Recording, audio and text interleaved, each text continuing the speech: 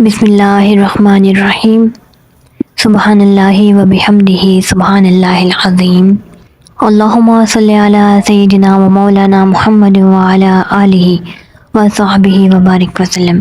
السلام علیکم ورحمۃ اللہ وبرکاتہ۔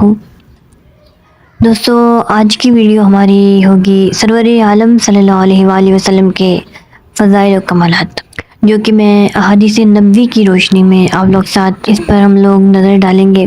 اللہ تعالیٰ کی توفیق سے محبوب رب العالمین کی دل ربا جلوہ آرائیوں کا ذکر کرنے کی سعادت حاصل کروں گی، جو کہ اما بنعمت ربک فحدث کے فرمان الہی کی تعمیل کرتے ہوئے رہبر انسانیت صلی اللہ علیہ وآلہ وسلم نے اپنی زبان حق ترجمان سے ذکر فرمائی ہے۔ در حقیقت یہ ایک بحر بے پیدا کنار ہے جس کے کنارے پر کوئی شناور نہیں پہنچ سکتا، اور یہ سمندر اپنی پہنائیوں کے باوجود اتنا عمیق ہے کہ کوئی خواص اس کی تہہ کو نہیں پہنچ سکتا۔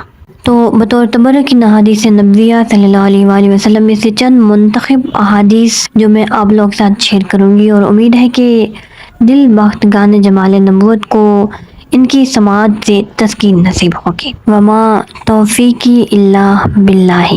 حدیث مبارکہ ہے کہ حضرت واصلہ بن اسقع رضی اللہ تعالیٰ عنہ روایت کرتے ہیں کہ رسول اللہ صلی اللہ علیہ وآلہ وسلم نے ارشاد فرمایا، بے شک اللہ تعالیٰ نے اولاد ابراہیم علیہ السلام سے حضرت اسماعیل علیہ السلام کو چن لیا، پھر حضرت اسماعیل علیہ السلام کی اولاد سے بنی کنانہ کو منتخب فرمایا، اور بنی کنانہ کی اولاد سے قبیلہ قریش کو فضیلت بخشی، اور قبیلہ قریش سے خاندان ہاشم کو ممتاز کیا، اور خاندان بنو ہاشم سے مجھے چن لیا۔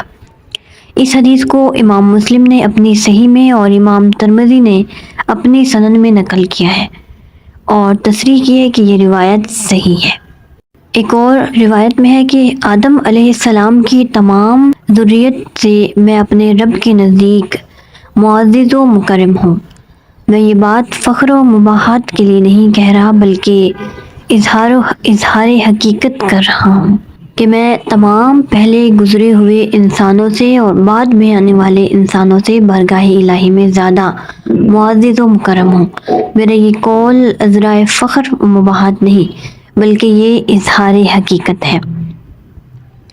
حضرت عائشہ رضی اللہ تعالیٰ عنہ کہتی ہیں کہ سرور عالم صلی اللہ علیہ وسلم نے ارشاد فرمایا، ایک روز جبریل علیہ السلام میرے پاس حاضر ہوئے اور عرض کی کہ میں نے زمین کے مشارق و مغارب کو چھان مارا ہے، لیکن میں نے کوئی ایسا مرد نہیں دیکھا جو محمد مصطفیٰ علیہ السلام سے افضل ہو، اور نہ کوئی خاندان دیکھا ہے جو خاندان بنو ہاشم سے عرفہ والا ہو۔ اس حدیث کے راوی طبرانی اور ابو نعیم البیہقی ہیں۔ حضرت انس رضی اللہ تعالیٰ عنہ سے مروی ہے کہ شب معراج نبی مکرم صلی اللہ علیہ وآلہ وسلم کی خدمت میں سواری کے لیے براق پیش کیا گیا، تو اس نے شوخی دکھانا شروع کی۔ جبریل امین نے اسے جھڑک کر کہا، کیا اللہ کے محبوب محمد مصطفیٰ علیہ السلام کے سامنے شوخی دکھا رہے ہو؟ آج تک تیری پشت پر کوئی ایسا آدمی سوار نہیں ہوا جو بارگاہ ایزدی میں ان سے زیادہ معزز و محترم ہو۔ جبریل کی سرزنش سے براق پسینہ پسین ہو گیا۔ اسی طرح امام مسلم اپنی صحیح میں روایت کرتے ہیں کہ حضرت ابو ہریرہ رضی اللہ تعالیٰ عنہ روایت کرتے ہیں کہ رسول اللہ صلی اللہ علیہ وآلہ وسلم نے فرمایا کہ رعب سے میری مدد کی گئی ہے، مجھے جوامع الکلم عطا فرمائے گئے کہ تم دنیا کی دولت کو اور سامان عشرت کو جمع کرنے میں ایک دوسرے سے آگے بڑھنے کی کوشش کرنے لگو گے۔ اس حدیث پاک سے متعدد امور واضح کر دیے گئے ہیں۔ حضور نے فرمایا، میں تمہارا پیش رو ہوں۔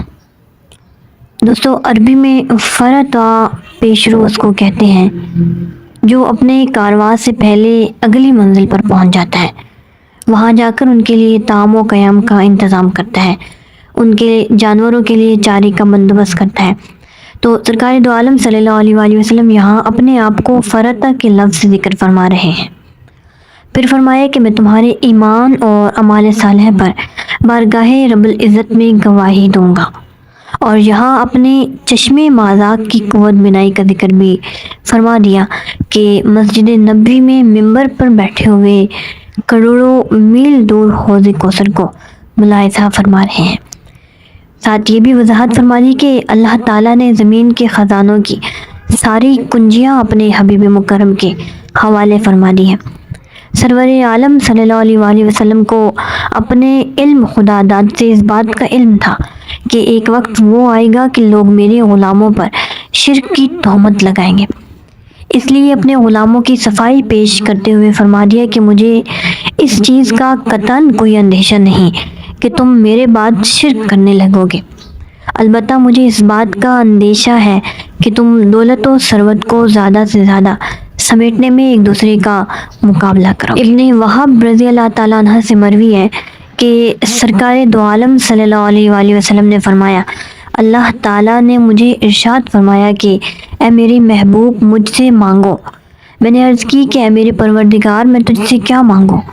تو نے حضرت ابراہیم کو اپنا خلیل بنایا، موسیٰ سے بلا واسطہ کلام کیا، نوح علیہ السلام کو چن لیا، سلیمان علیہ السلام کو ملک عظیم عطا کیا جو آپ کے بعد کسی کو نہیں دیا جائے گا۔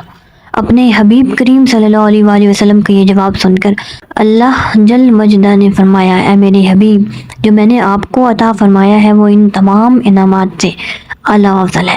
میں نے آپ کو کوثر عطا فرمایا، میں نے آپ کے نام کو اپنے نام کے ساتھ ملایا ہے جو ہر اذان و شہادت کے وقت فضا میں گونجتا رہتا ہے، اور میں نے بنایا ہے زمین کو آپ کے لیے اور آپ کی امت کے لیے طہارت کا سبب، اور آپ پر جو الزامات ہجرت سے پہلے اور ہجرت کے بعد لگائے گئے میں نے ان سب سے آپ کے دامن کو پاک کر دیا ہے۔ آپ لوگوں میں اس حالت میں چلتے ہیں کہ آپ مغفور ہیں، اور یہ مہربانی آپ سے پہلے میں نے کسی کے ساتھ نہیں کی، اور میں نے آپ کے امتیوں کے دلوں کو قرآن کریم کا حامل بنا دیا ہے، اور میں نے مقام شفاعت آپ کے لیے مخصوص کر رکھا ہے، حالانکہ میں نے آپ کے بغیر کسی نبی کو یہ شان عطا نہیں فرمائی۔